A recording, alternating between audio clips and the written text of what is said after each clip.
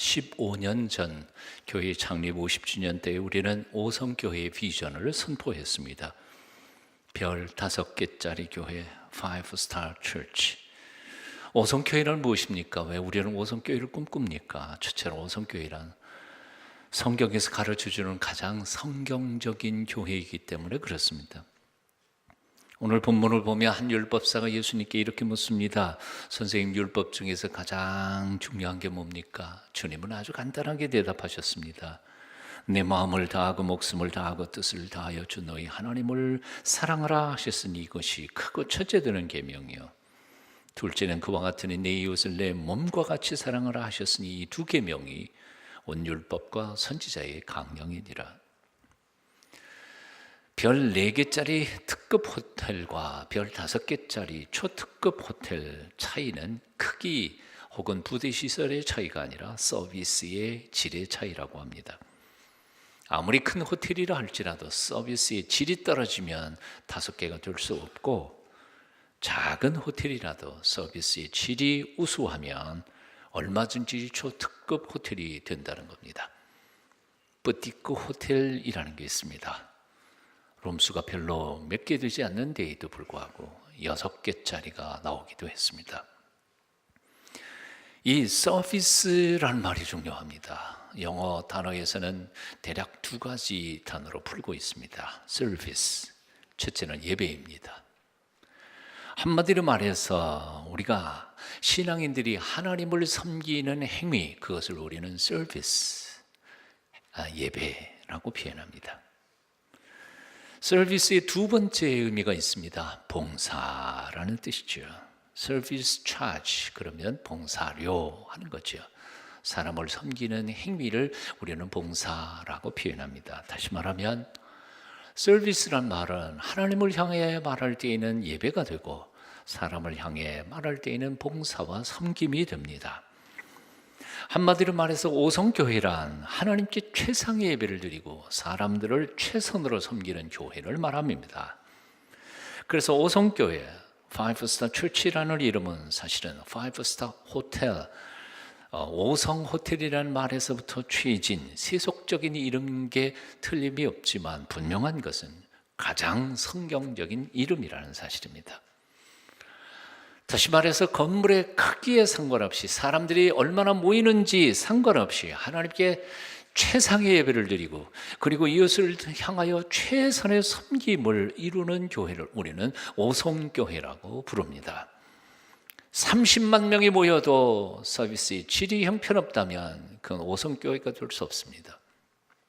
100명만 모여도 하나님 앞에 최상의 예배를 드리며 이웃들을 향하여 자기 몸처럼 이웃을 사랑하는 교회가 있다면 그것은 5-star church입니다.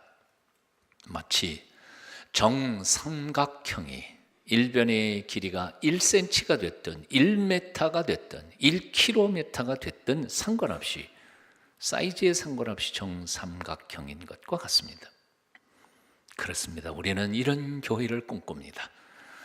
무엇보다 하나님께 최상의 예배를 드리는 교회를 꿈꿉니다.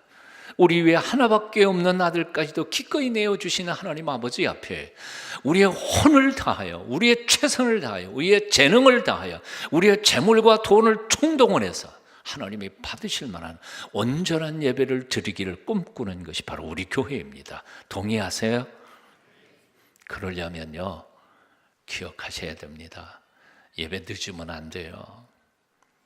예배 시작한 지 한 5분, 10분 돼가지고 헉헉거리면서 뛰어들어와가지고 무슨 최상의 예배를 드릴 수 있겠어요? 일부 예배에 나오시는 분들 중에는요, 30분 전에 일부 예배입니다. 3부 예배가 아니고 일부 예배 30분 전에 나와서 기도하고 있는 분을 저는 가끔 봅니다. 최소한 3명 정도는 됩니다. 우리의 선배들은 주일 낮 예배에 졸지 않기 위하여 토요일 저녁부터 일찍 주무셨다고 합니다. 네? 그러니까 주일 낮 예배 때 졸고 있는 것은 최상의 예배를 드리고 있는 건 아니에요.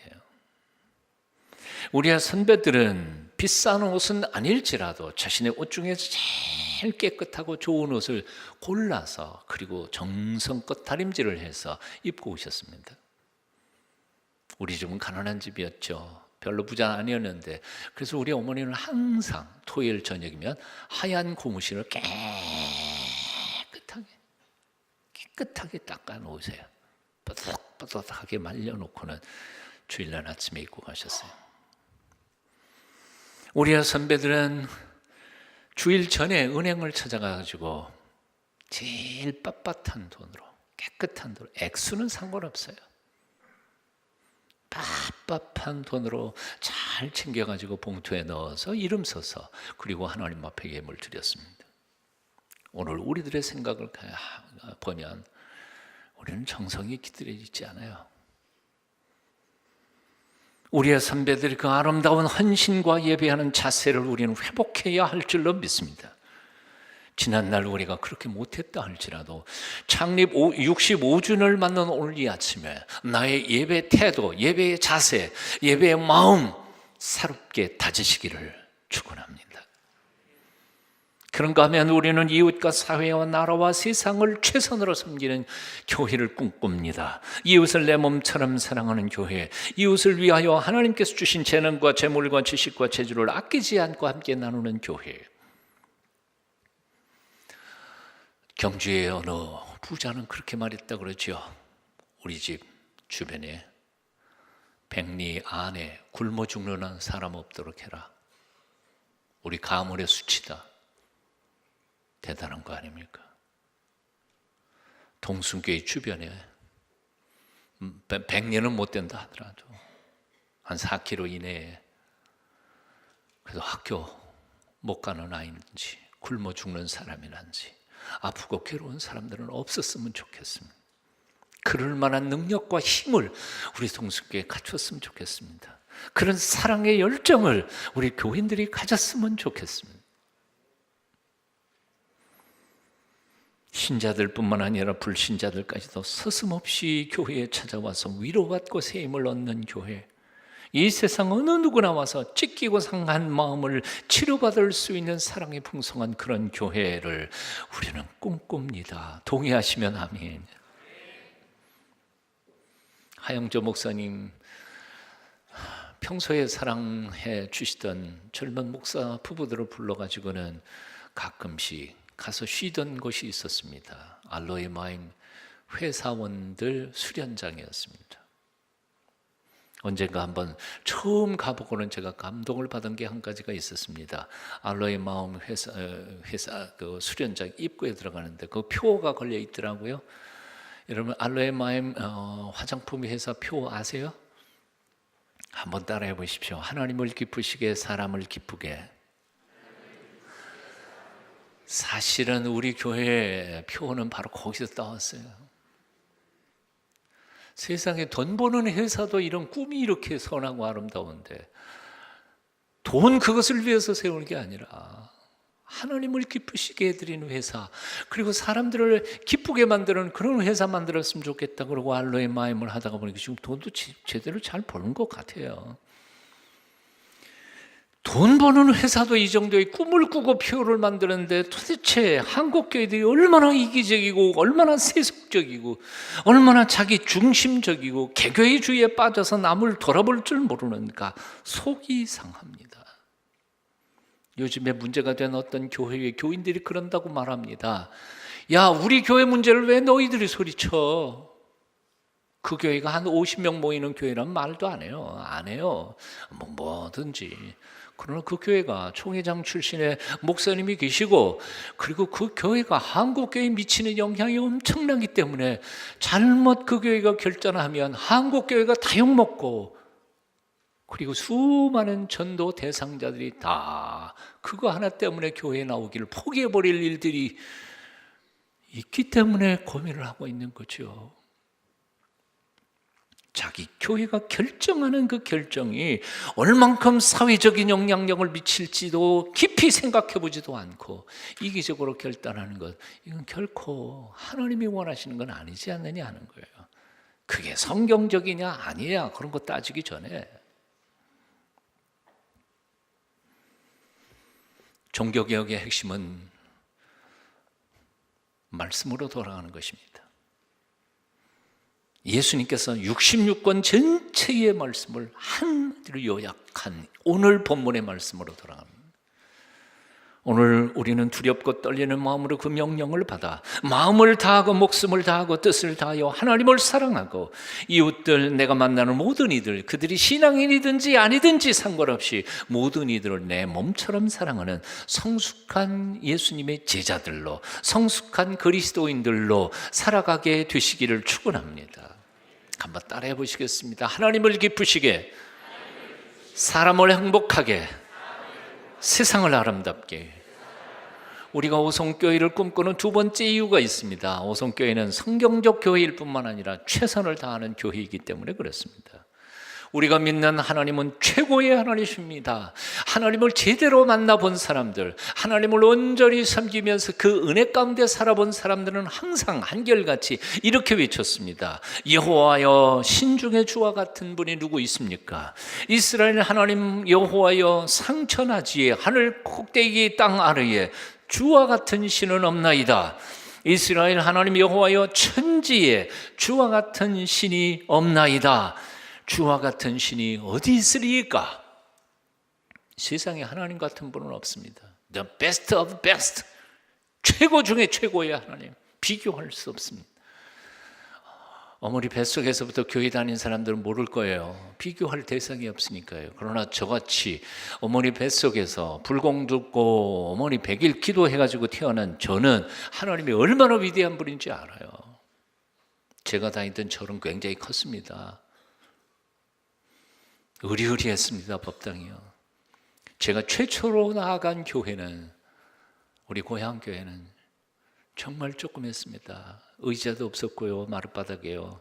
어른들 100명이 못 들어갈 만큼 조그만 교회였습니다. 슬레이트 지붕에 여름에는 푹푹 쪄서 숨도 못 쉴 만큼 힘들었던, 제가 나갔을 때 목사님은 평양 사투리를 얼마나 쓰시든지 나는 절반도 못 알아들었습니다. 설교를 2시간을 하셨습니다. 방석에다 무릎을 꿇고 2시간 동안 예배 드리면서도 나는 그 법당보다는 그 조그만 예배당 안에서 평화를 느꼈고 아버지 품속에 안기는 기쁨과 감격을 체험했습니다. 건물 사이즈, 의리의리한 거, 그게 중요한 게 아닙니다. 눈에는 보이지 않지만 우리 가운데 와 계셔서 우리의 예배를 받으시는 그분이 어떤 하나님이신지를 깨닫는 게 중요합니다. 그 순간부터 지금 이 순간까지 내가 하나님을 섬기고 모시지만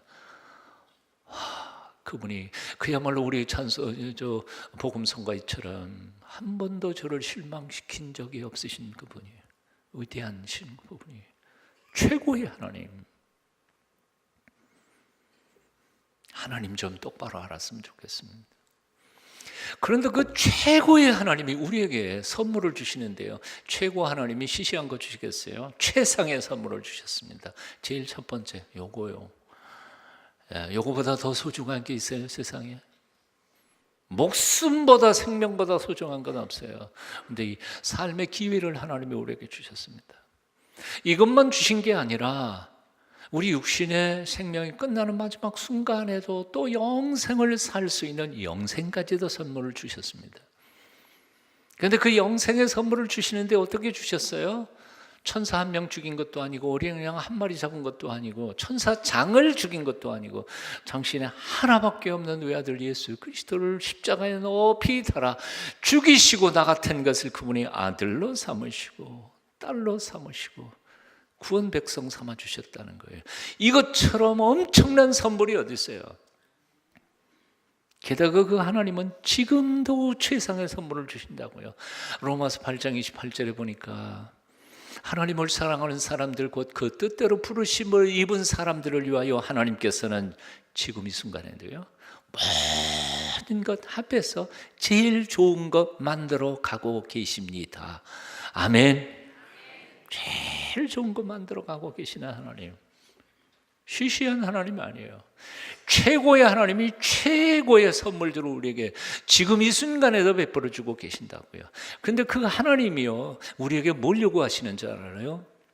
하나님 당신이 최고시니까, 우리에게 준 것도 최상의 것을 주었으니까 우리에게도 최선을 달라고, 흉내만 내지 말라고, 진짜 헌신하라고 말씀하세요. 신명기 6장 5절에 너는 마음을 다하고 성품을 다하고 힘을 다하여 네 하나님 여호와를 사랑하라. 마가복음 12장 30절 내 마음을 다하고 목숨을 다하고 뜻을 다하고 힘을 다하여 주 너희의 하나님을 사랑해라. 따라해 보십시다. 반토막 헌신으로는 만군의 하나님을 섬길 수 없다. 하나님 적당하게 일하시는 분 아니에요. 대충 해도 하나님 받으실 만한 예배는 세상에 존재하지 않아요. 대충 생색만 내는 헌금을 하나님이 기뻐하실 수가 없어요. 하나님이 최고의 하나님이시고 하나님이 우리에게 주신 게 최상의 선물들이라면 하나님께서 요구하시는 것도 우리에게 최선을 요구하시는 거지 시시한 거 받고 기뻐하실 하나님 아니라고요. 그런데도 요즘 얼마나 모양새만 갖추는 헌신, 사람들 눈총에 별로 책망 듣지 않을 만큼의 대충 이렇게 시간 맞추고 눈치 보고 적당히 하나님한테 섬기면서 예배드리는 그 예배를 드린단 말이죠. 그거 어떻게 하나님을 기쁘시게 할 수 있겠느냐 그 말이에요. 그리고도 사람들은 뭐라고 하냐면 하나님의 은혜와 축복은 풍성히 받기를 원해. 그야말로 만배로 받기를 원하고, 만배가 얼마나 큰지도 모르고, 결혼이 전부를 주고 전부를 받는 것처럼, 파스칼이 고백했던 것처럼 신앙이란 전부를 주고 전부를 받는, 하나님 앞에 나의 전부를 내가 드려, 하나님이 전부를 내게 주시는 거예요. 손해는 하나님이 보시지만 하나님이 그렇게 말씀하셨다고요. 어떻게 신앙생활 하실래요? 오늘 제자 DDS 졸업반 이 저석에는요, 우리 다른 교회에서 오신 장로님들 몇 분 계세요. 장로님들 저렇게 순수하신 장로님들, 당신 교회에서도 다 앞에서 일하시던 분들인데 우리 와서 초신자들하고 함께 한 번도 빠지지 않고 열심히 공부하시는 분들 보면 정말 너무너무 훌륭하신 분들이에요. 그런데 동순교회 오래 나왔다고 DDS 안 하실 거예요? 예? 오래 다닌 게 무슨 대수구 계급장이에요? 하나님 그런 사람들을 쓸 수가 없어요. 사실 하루 24시간이 하나님이 우리에게 거저 주신 기회 아닐까요? 이 목숨, 이 건강, 내 주머니에 있는 재물들 하나님이 주신 선물들이 아닌가요? 어리석은 농부에게 주님 말씀하셨습니다. 오늘 밤 내가 내 영혼을 도로 찾으리니 그러면 내가 예비한 모든 것이 다 누구의 것이 되겠느냐? 날마다 깊이 생각해야 합니다. 우리는 모든 면에서 최선을 다해야 합니다. 예배를 최선으로, 봉사를 최선으로 사실은 주의 백성들이 다 되시기를 축원합니다. 마지막 세 번째로 오성교회는 사랑하는 교회이기 때문입니다. 오늘 본문에서 주님께서는 율법을 줄여서 하나님 사랑, 이웃 사랑 말씀하셨습니다. 이 두 계명을 또 줄이면 사랑하라 하는 겁니다. 오성교회란 한마디로 사랑하고 사랑받는 교회입니다. 사랑이 말라 신음하는 세상의 모든 가정들과 직장들과 동네를 사랑으로 충만한 것으로 변화시켜가는 주님의 제자들을 훈련시키는 것이 바로 오성교회입니다. 그런데 이 사랑에는 중요한 두 가지 원리가 있습니다. 한번 따라해 보실래요? 받아본 사람만 사랑할 수 있다. 사랑 받아본 사람만 사랑할 수 있어요. 상담 심리학자들도 이렇게 보면요, 어렸을 때 너무 두들겨 맞고 학대받은 사람도 그렇게 자식한테 그렇게 똑같이 한다고요. 부모님한테 너무 사랑을 받은 사람은 자식에게도 그렇게 똑같이 사랑한다고요. 받아봤어야지 사랑을 어떻게 하는지 알죠? 받아본 적이 없는데 어떻게 사랑할 거예요? 근데 문제는요, 그냥 품앗이 사랑, 계산적 사랑은 누구든지 다 해요. 본능이니까요. 내가 이만큼 받았으니까 이만큼 줘요.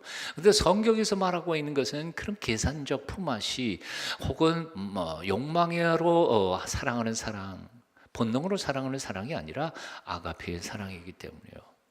조건 없는 사랑, 하나님이 가지고 계신 우리 인간에게는 없는 그런 사랑, 아가페의 사랑을 사랑하라고 명령하시니까 우리는 못하는 거예요.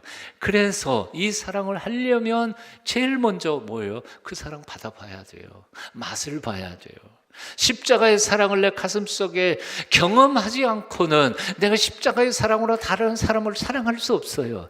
그러므로 여러분, 원수를 사랑하려고 노력하는 것보다 먼저 원수를 사랑하신 예수님의 사랑이 얼마나 큰 사랑이고 얼마나 감격적인 사랑인지, 그 사랑을 나도 받았는지 안 받았는지 그것부터 묵상하라는 거예요.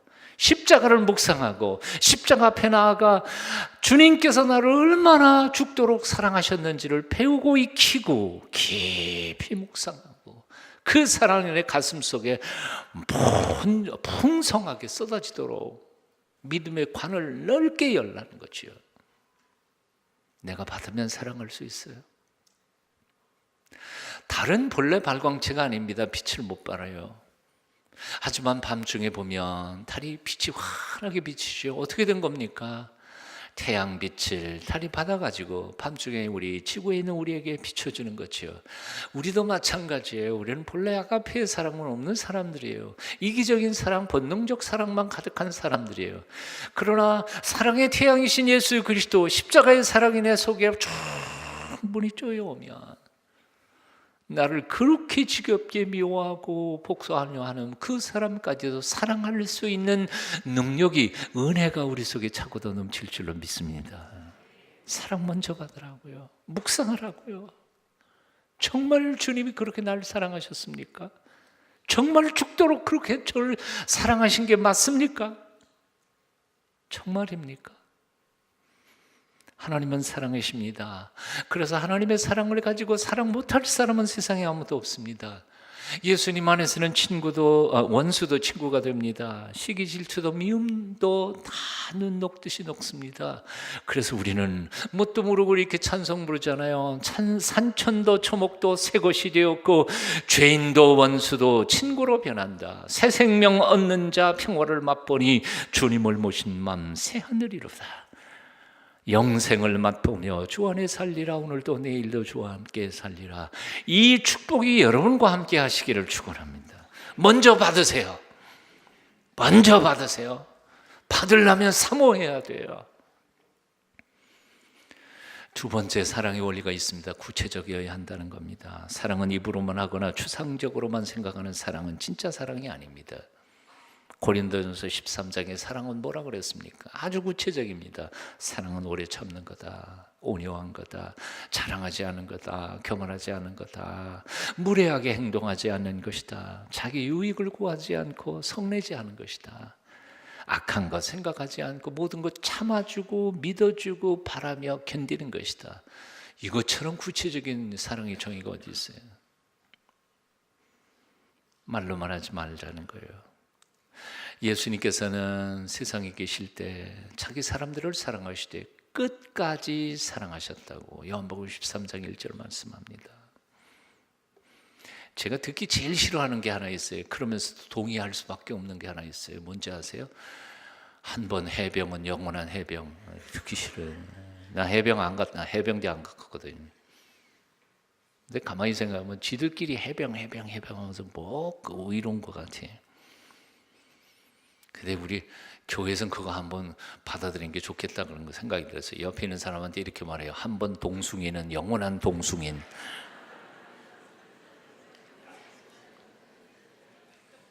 미국에 갔더니요, 네, 제가 이 교회 부임하기 이전에 동숭교에 다니던 사람들이 어떻게 알고 갖고 저 동숭교에서 신앙생활을 했습니다. 이번에 부산 동광교회 갔습니다. 부흥회 하다가 보니까 거기 장로님하고 권사님 부부가 한 분이 밥을 사시면서 이런 말씀하셨습니다. 저 목사님 잘 모르시겠습니다만 저희 학교 다닐 때 동숭교회 나갔습니다. 4년 동안 여기 대학 다닐 때. 그러니까 아마 그 장로님하고 그 부인 권사님하고 두 분 다 아마 서울대를 다녔던 것 같아요. 이 서울대가 여기 있었으니까요. 그 은퇴 70세 넘어서 은퇴하신 장로님들이죠. 근데 고백하기를 제가 동숭교회 출신. 신재성 목사님 이제 말이 있을 때 그 권사님 몰래 와봤대요. 대학 다닐 때 빼놓고 처음 와봤는데 그 옛날 교회가 어디로 가버렸대요. 천지가 개벽했더라고. 너무 부럽더라고. 그래서 신재성 목사님 모셔가면서 우리 교회도 동승교회처럼 만들었더라. 한 번 동승이는 영원한 동승인. 이런 마음 가졌으면 좋겠습니다. 한번 따라해 보시겠습니다. 천국에서 가장 큰 사람은 사랑을 말한 사람이 아니라 실천한 사람이다. 사랑을 노래한 사람이 아니라 사랑으로 섬긴 종들이다. 아프리카 복음화의 성자였던 리빙스턴에 대하여 원주민들이 이렇게 말했다고 합니다. 그분이 우리에게 말씀하신 것은 다 기억할 수 없습니다. 하지만 딱 한 가지 기억할 수 있는 게 있습니다. 그분이 우리를 사랑하셨다는 사실이죠. 저도 여러분에게 유능한 목사, 유명한 목사로 알려주고 싶은 생각 추워도 없습니다. 한 가지 소원이 있고 기도 제목이 있다면 서정호 목사님은 우리를 사랑했다. 이거 하나만 기억될 수 있었으면 좋겠습니다. 나는 우리 동순교회 성도님들이 세상에서 출세한 사람들, 능력 있고 돈 많은 사람들로 기억되기보다는 서로 뜨겁게 사랑했던 사람들, 그리고 자기들끼리만 사랑한 게 아니라 민족과 동포를 뜨겁게 사랑해서 자신의 모든 것들을 기꺼이 희생하며 나누어 줄 수 있었던 사람들로 역사 속에 기억되기를 원합니다. 창립 65주년을 만난 오늘, 비록 돈은 많이 벌지 못해도, 높은 사람, 인기 있는 사람은 못해도 사랑하고 사랑받는 데에서만큼은 결코 실패하지 않고 온전히 사랑하고 사랑받는 하나님의 사람들이 다 되시기를 축원합니다. 기도하겠습니다. 사랑의 주님, 우리가 주님의 제자인 것을, 그것도 피 묻은 십자가의 사랑으로 제자가 된 것을 결코 잊지 않도록, 남은 평생토록 사랑하는 일에서만큼은 결코 실패하지 않도록 도와주시옵소서. 예수님 이름으로 기도합니다. 아멘.